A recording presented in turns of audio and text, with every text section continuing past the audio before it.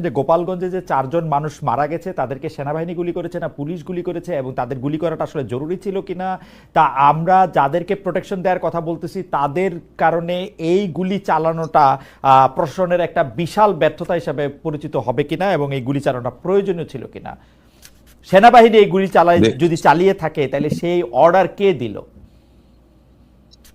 ধন্যবাদ।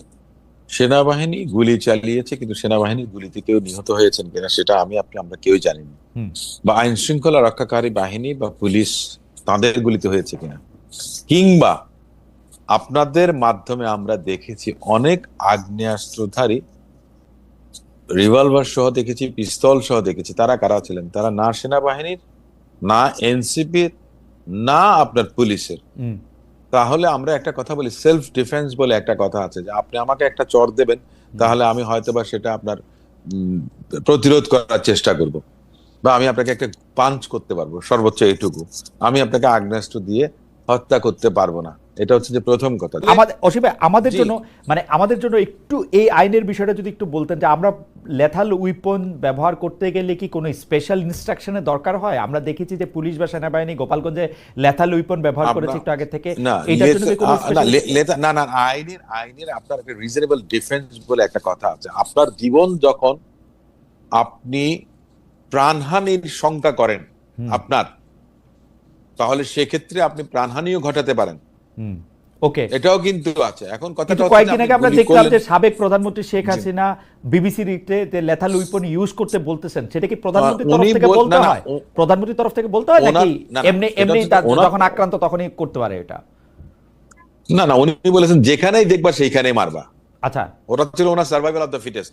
ওটা আপনার ডিফেন্সের কোনো বিষয় ছিল না, ওটা ডিফেন্সের বিষয়, ওটা আপনার অ্যাট্রোসিটি ছিল। ওটা একটা অ্যাট্রোসিটি ছিল। উনি যে অর্ডারটা দিয়েছেন ওটা অ্যাট্রোসিটি। ওনার আর গতকাল গোপালগঞ্জেরটা না, দেখেন গোপালগঞ্জের বিষয়টা তো আপনাদের সংবাদ মাধ্যমের মধ্য দিয়েই কিন্তু আপনারা লাইভ করেছেন অনেকে। আমরা সেখানে দেখেছি আগ্নেয়াস্ত্র হাতে যারা এসছেন। এনসিপি তো আমি একটা কথা বলি, এনসিপির কিন্তু রাইট আছে, তাদের লফুল যে অধিকারটা যেটা সেটা তাদের আছে, যে কোনো জায়গায় তারা সমাবেশ করতে পারবে। কথাটা হচ্ছে যে সময় উপযোগী কিনা, বা অ্যাভয়েড করতে পারতাম কিনা, কিংবা রাষ্ট্র আগে তাদের সিকিউরিটি এনশিওর করতে পারত। আমি যে জায়গাটা বুঝতে চাইতেছি সেই জায়গাটা হইতেছে যে এই যে গোপালগঞ্জে অবৈধ অস্ত্র আমি দেখতে পাচ্ছি, তখন যে আমি লিথাল উইপন ইউজ করলাম, শুট টু কিল করলাম, সেইটার ক্ষেত্রে সরকারের মানে যে 3 জন খুব বসে থেকে সেগুলি মনিটর করতেছেন, 3 উপদেষ্টা নাকি ডক্টর মোহাম্মদ ইউনূস, তারা এই অর্ডারটা দিয়েছিলেন না তারা নিজের থেকে করেছেন? আপনার কাছে কি মনে হয়? আমরা তো জানি না, এটা তো মনে করেন যে অর্ডারটা কি দেয়া লাগে? দেয়া তো লাগে না। এই ক্ষেত্রে দেয়া লাগে না। আর্মির উপরে ম্যাজিস্ট্রেসি পাওয়ার আছে, এমনকি পুলিশ। আমিও পারি, আমার যদি বৈধ অস্ত্র থাকে, আমাকে যদি কেউ অবৈধ অস্ত্র নিয়ে গুলি বর্ষণ করে, আমি নিঃসন্দেহে আমার আগ্নেয়াস্ত্র চালানোর জন্য তাহলে আমি কি জন্য লাইসেন্স দিলাম? আচ্ছা ঠিক আছে, তাহলে আমি প্রশ্নটা অবশ্যই আমি একটু উল্টা জায়গা থেকে করি। সেইটা হচ্ছে আর্মি গুলি করতেছে, লোক মারা যেতেছে, অনেক না, 4 জন 3 জন, কেউ বলে থাকেন যে আরো 2-1 জন বেশি আহত হয়ে থাকতে পারেন।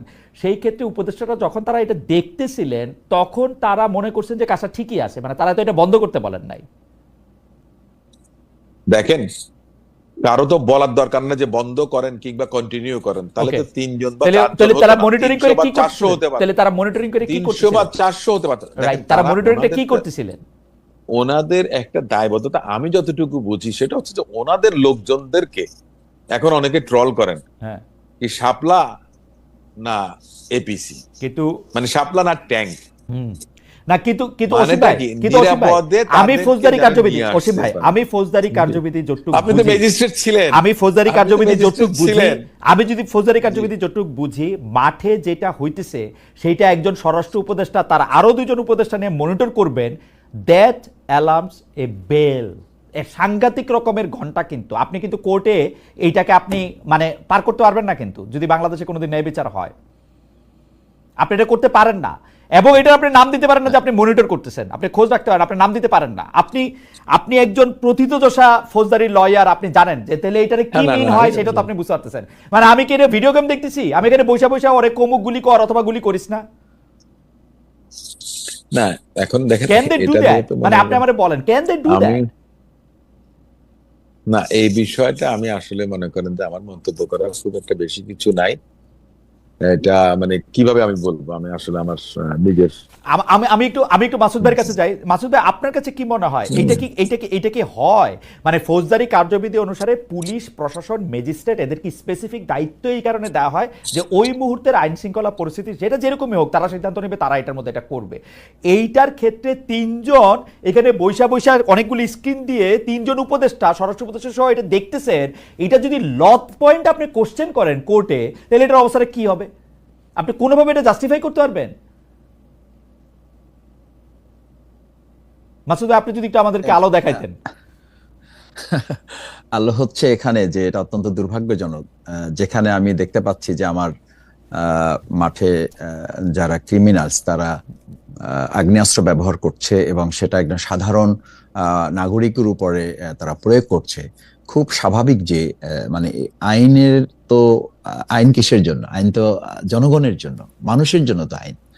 আইনের জন্য তো মানুষ না, এই কথাটা তো আইনে বলা আছে, বা আইনের একটা আমরা এসে বলে থাকি আর কি।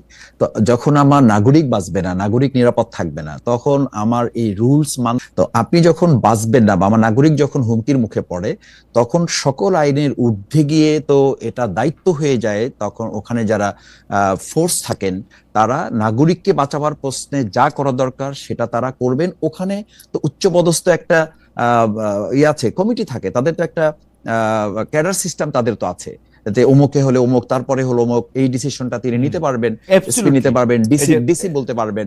এটার জন্য তো ঢাকা পর্যন্ত এটা জরুরি না। তারা দেয়ালে তারা মনিটর করতেছেন, মানে একটা জায়গায় তো এবং সেখানে কে আছেন? আসিফ নজরুল, ডক্টর আসিফ নজরুল কি এইটা জানেন না যে তিনি এটা করতে পারেন না? করলেও এটা প্রকাশ্যে করতে পারেন না, এবং বৈশা এখানে একটা মানে সিস্টেম করে এটা করতে পারেন না। এটা তো ওনার একটু আইন কানুন তো ওনার জানা থাকতে পারার কথা। আছেন কে? স্বরাষ্ট্রমন্ত্রী, স্বরাষ্ট্র উপদেষ্টা, উনি এটা জানেন না। আমি মানলাম অসীম ভাইয়ের কথা শুই না যে আসিফ মাহমুদ, সজীব ভুঁইয়া এগুলি বোঝেন না, ওরা দুজন তো বোঝেন। কিরকম? আচ্ছা, যাই হোক, মাসুদ ভাই, আপনার কাছ থেকে একটু জানতে চাইবো যে এই যে গোপালগঞ্জের ঘটনায় যে ঘটনাটি ঘটলো, আমরা কেউই এই বিষয়টি এইভাবে চাই নাই এরকম হোক, তারপরেও ঘটনাটি ঘটেছে, এর জন্য আপনি কাকে বা মানে কার কতটা দায় দিবেন বা কাকে দায়ী করবেন? মানে এখানে তিনটা পক্ষ যদি আমরা শফিক ভাই দেখি, যে সরকার, এনসিপি এবং যদি